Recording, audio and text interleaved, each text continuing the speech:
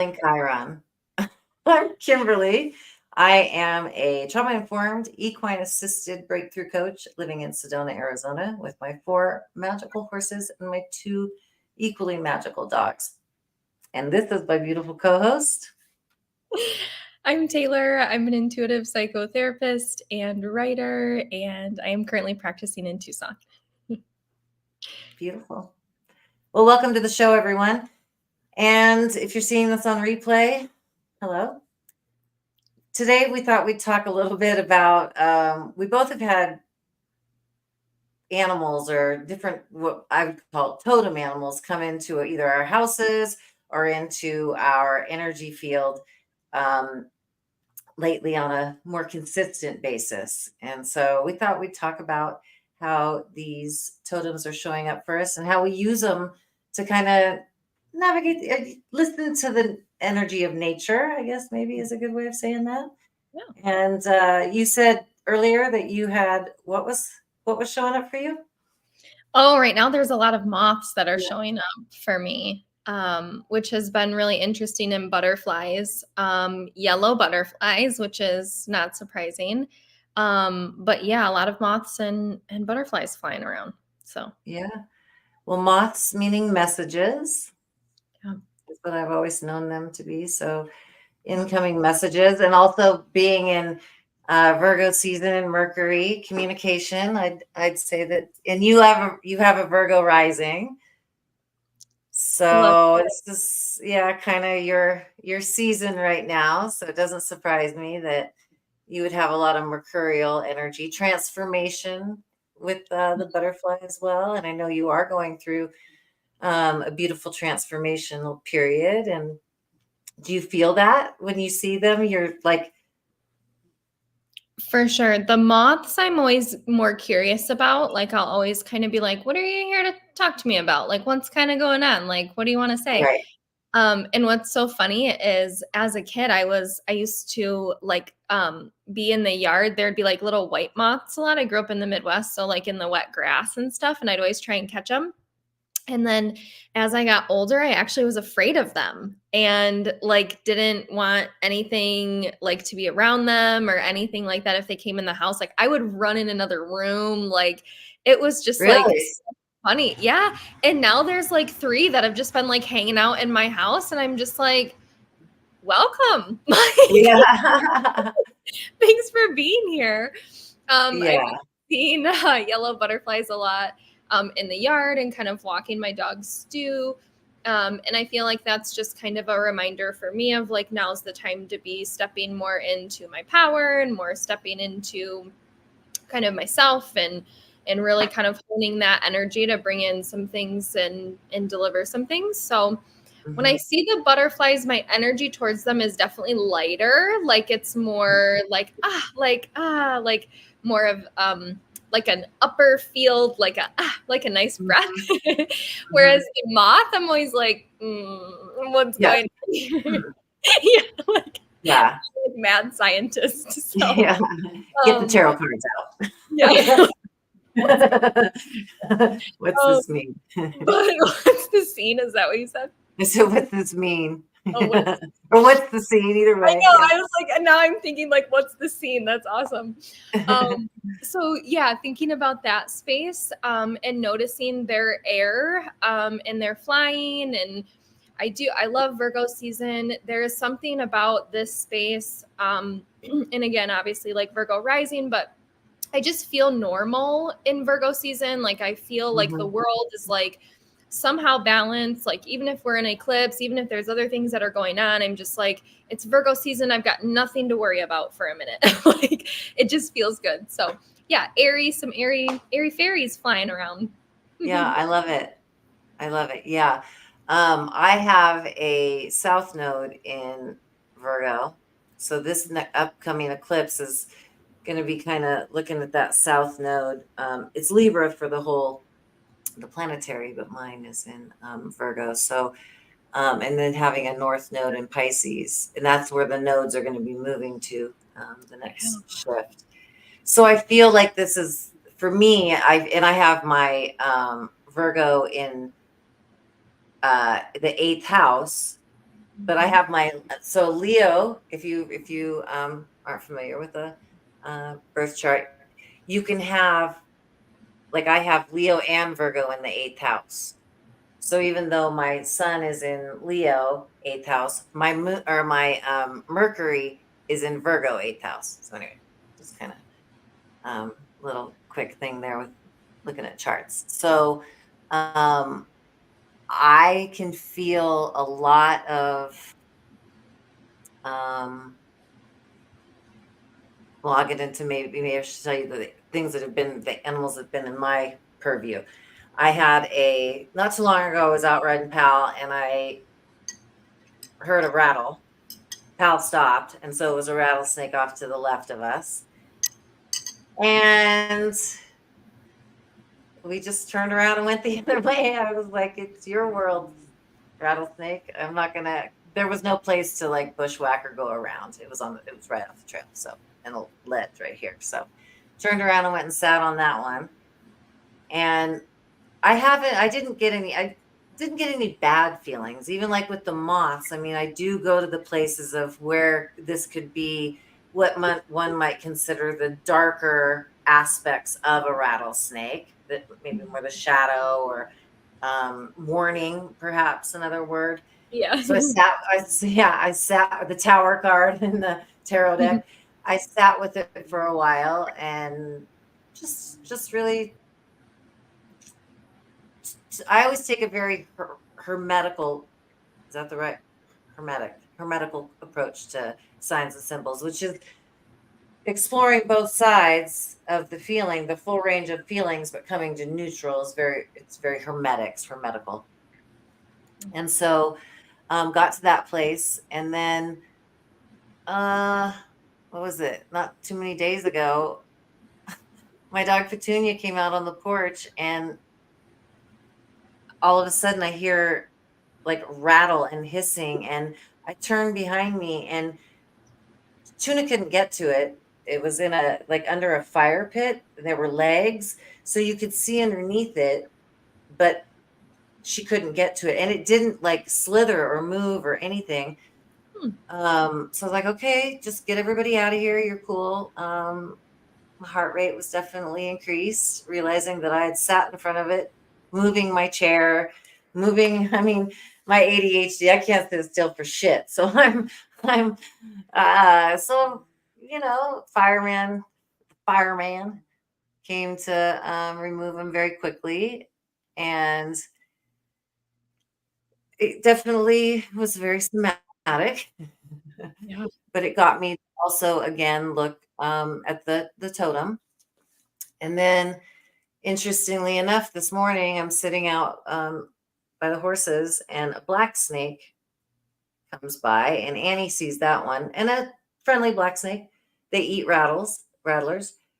So I looked up that, and I really, it kind of like happened in threes with them, and it kind of told a story, because it's also about huge transformation and kundalini. I mean, there's and it fits where I'm at with my life and going deeper into um, the darker feminine energies and releasing blockages from sacral and sacral sexual, um, which is an area that I definitely have been exploring and wanting to really um, remove the blocks there for love in general, not for specific, just in general, the love and the creative energy that women, when we tap into that energy, we're so magical and creative and flowing. And I've denied myself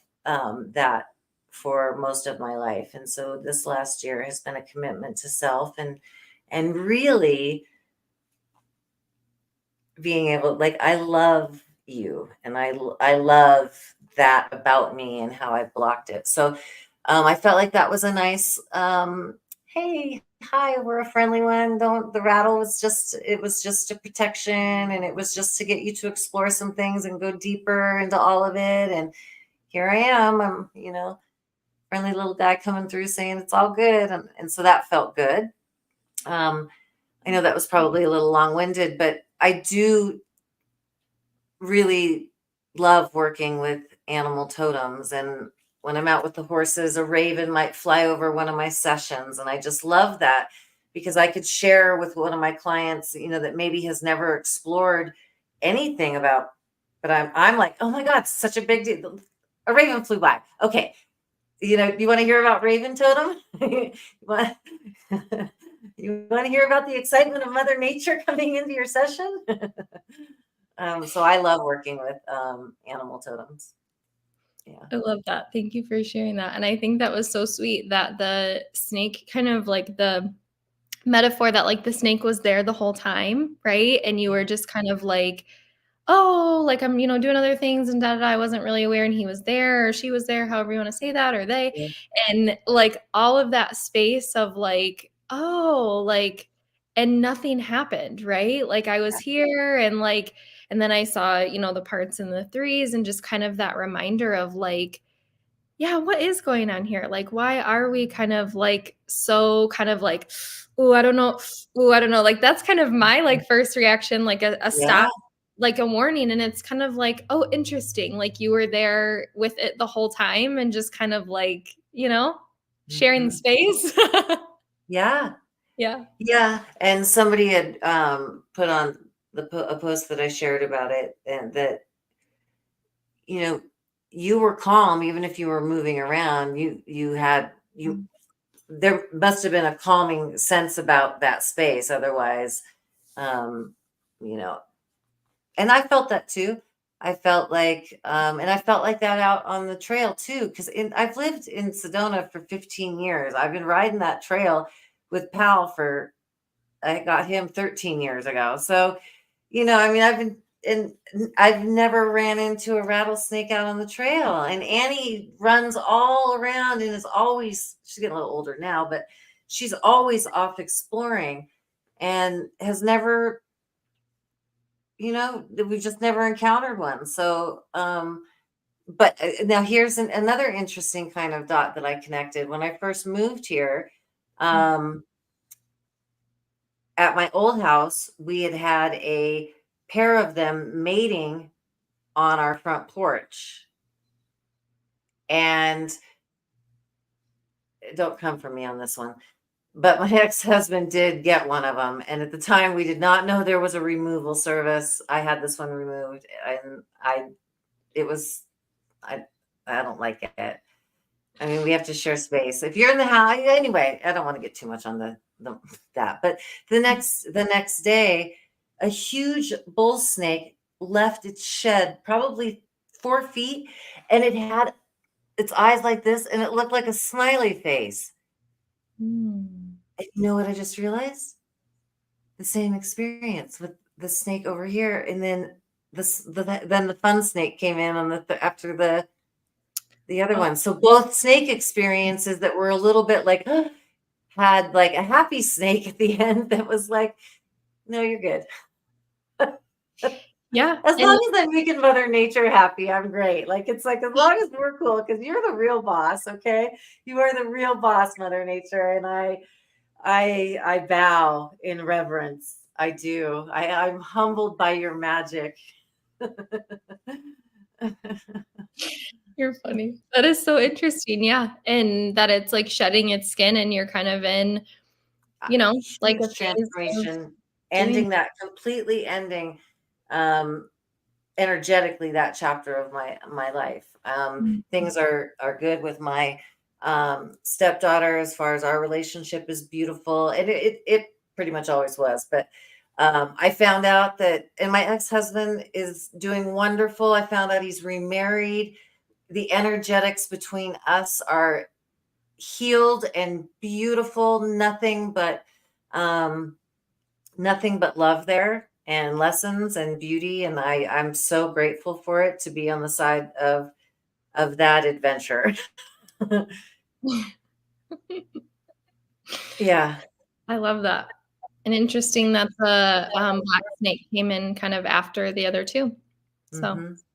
Yeah, so I mean that's just so much fun for me when I have days like that where it's like, Oh my goodness, because that's connecting cycles, and you and I both love systems. So it's dot connecting, it's systems, it's energetic releases that my system says, yeah, you're in satisfaction, sister. And as a generator, I live for that. And then I want more of that and more of that. And when I get on that flow, it's like, okay, all right, yeah, I feel that. And I'll ride that satisfaction for sure. Yeah. Yeah. Thank you for sharing that. Yeah. Interestingly, different types too, like more earth kind of for you and more air for me, of noticing like what's kind of showing up and presenting itself, and yeah, Yeah. really getting connected there. Yeah. And we always have our dogs, and for me the horses, they're always our totem, so we never, and I love Stu. I just love that name, Stu. It's like Petunia and Stu. I'd give him a quick cameo, but well, maybe I'll just turn my computer for a second. You'll probably see Yeah. my space, but can you see Hi, Stu. him? He's sleeping. Hi, Can Stu. you see him? Oh my God. Mine are right behind. I have a different kind of camera, so but they're both sacked out. That's And they're getting a little older. How old's Stu now? 10. He'll be 10 actually in a week. Yeah. Yeah, Annie's close to 10, first of the year, and then Tune's gonna be 9. Yeah, well, I'm they should, I'm they should live forever. I don't even like to. I'm sensing overall just with the different spaces, like air is really important for me in Yeah. my body, and noticing how earth is really important for you with all of your fire and all of Mhm. that, and really being able to ground that in. And it feels like there is something ready to like it feels like there's some change that's on its way. Not that that's not the norm, but yeah, maybe something that is a little unexpected. Yeah, yeah, it does feel very much like that. That Mhm. there's big change coming for the individual, the micro and the macro. Yeah. And I do, the snake also representing Kundalini energy. And I went into that a little bit about why, that's, it's such a powerful, there's just, for men and women, tapping into that intuitive sense, that creativity, that feminine aspect. And it's, again, both men and women have it, we express it differently, but Mhm. connecting with that and really, and the power of going in and doing inner child healing to really, I know for myself, where the deep blockages and not really trusting and not really ever really enjoying and fully even understanding what that is. To have a healthy sexual relationship with myself sexually, and Mhm. how I express that in relationships, or partners. And that's a new level for me. And so I really love that it came in like that. Um, yeah. It's taken me a while to get to a place where I will not go right to the panic of like the tower card in the sign. Do you ever have you worked through that where if something comes in and maybe like let's use a snake as a rattlesnake as an example, if that took you to some place, would it, like for me, I didn't really go to the place of the darker side of the interpretation. Now, Mm. depending on where I am in my life, or even where I'm learning to work with these kind of energies, I would have gone into and maybe got stuck in the darker side of that message because it's such a incredibly somatic experience. Mm. Sure. When you say darker, or do you mean like the fear response of that, or Yeah, like yeah, yeah, okay. yeah. Um yeah, and yeah, you know, it's funny. I had a run-in with a rattlesnake last year in July. It's always summertime, which is interesting when I see them. Well, they're Um, more active in the summertime. Oh, because they go elsewhere when it gets colder. They're reptiles. Sorry, you teed it up for me. We can have a good laugh about it. How long have I been living in the desert? That's so funny. I Well, you actually came from Minnesota, so it's Wisconsin. Sorry. Michigan. Michigan. I'm sorry. Now I fucked the Midwest. Yeah, just blanket Midwest. It's like that explains a Yeah. lot. No, but what's funny, when I did see one, it caught me off guard. It was like initial like, oh, and I was kind of intrigued by it. Um, I didn't necessarily feel the fear of it. I just felt like there's a choice, right? And there were some things happening in my world at that time, and there were some people in my world at that time that I was like, oh, this is interesting. Like there's maybe some pieces here that like this makes sense, and like other things. And I think what I feel into and sense into is like there's kind of that choice, right? Like this is being presented to me of like, I can get curious about this direction. Maybe I take a pause. Maybe I get curious about it when it feels right for me. But I think noticing, like, yeah, if there is kind of that like fear space or other things, like just kind of noticing that's okay, my nervous system saying, like, hey, I need to pause here because like where this next step is going, I need just a little bit more safety and comfort so that I can hold it the way that is meant for me. Is kind of like my thought with the moths. For me, I'm just always curious. Like I'm like, okay, you're here and all the things. And sometimes for me, I want things to happen quicker than what they do. Like I'm kind of like, okay, yeah, I'm ready. Like a lot of times I'll say different things or I'll wake up and I'm like, okay, I've been working on this one for a while. Like I'm ready for something super juicy to just come my way.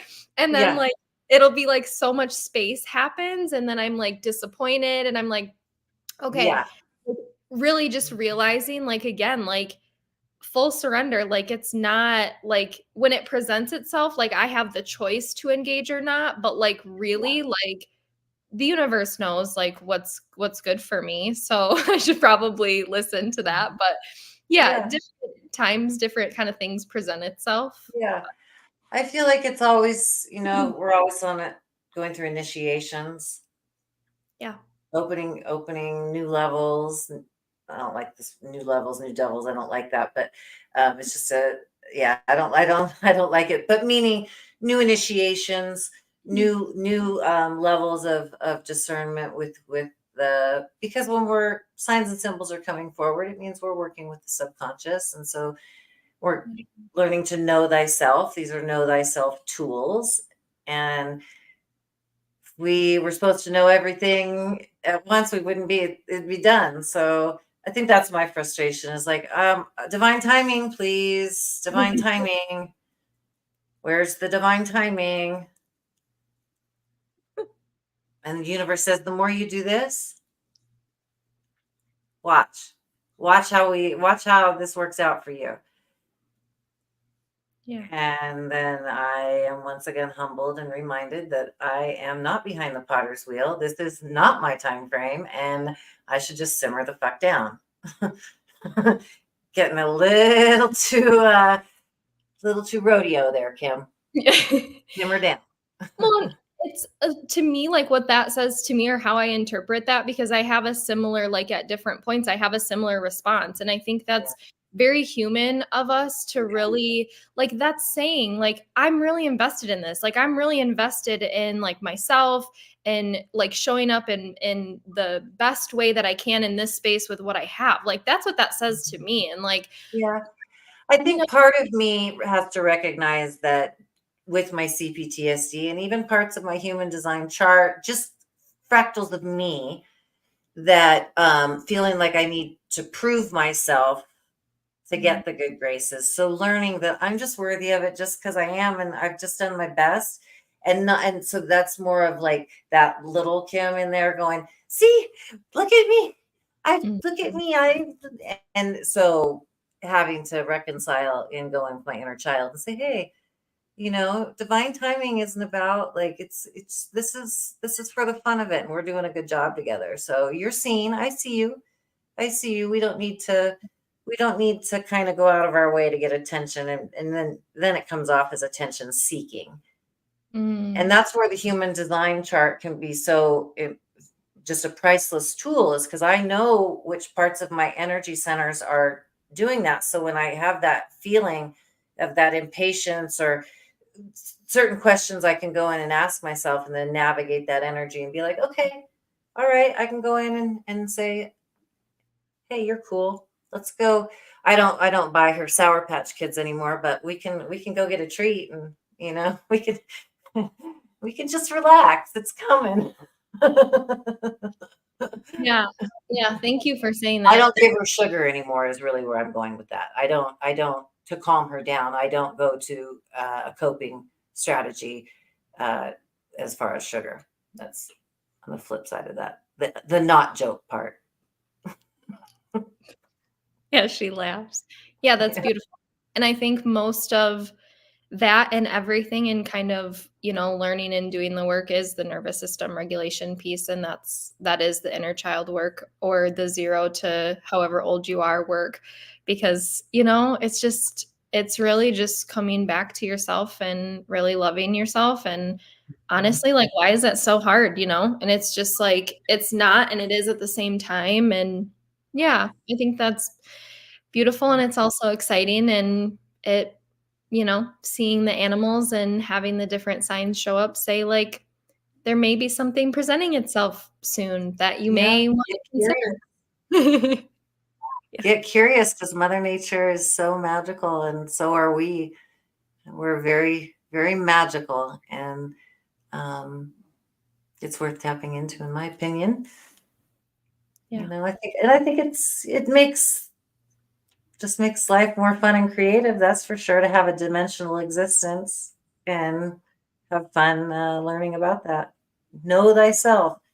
Whew, is it hot down there, or am I having a hot flash? It's it's it's warm. The mornings are getting cooler, which is really nice. But yeah, Yeah, it's a little warm. But yeah. I've been wearing sweatshirts. I think it's because I don't have the door open here for the show. Oh, and the fan's off. That's why. I feel like The that air might conditioning's on, but the fan's off. What's that? I said that might be a good place to pause Yeah. and okay. Yeah. So this is Therapy Thursdays, and we will, get to a place that we'll start. People want to write questions, we'd be happy to answer them. And so please like and subscribe, and we will see you again. Anything? I'm sorry. Is there anything you wanted to say? Like any goodbyes or anything? I mean, where can people find you? I'm sorry. This is not a good idea. Oh, Where can um, people find you? got it, got it, got it. Thanks. I was like, do I have anything to say? What do I want to share? Yes, Magnolia Moon Therapy is my practice. That's my website if you want to find and schedule or get curious and know a little bit more about me and my practice and what I offer. That is where you can find me. Beautiful. And you can find me at sedonahorsemedicine.com or Sedona Horse Medicine on the socials. So wonderful. I love you, and I can't wait to see you next Thursday. Have a beautiful weekend and week coming up, and all beautiful things. I wish for you all that you wish for yourself.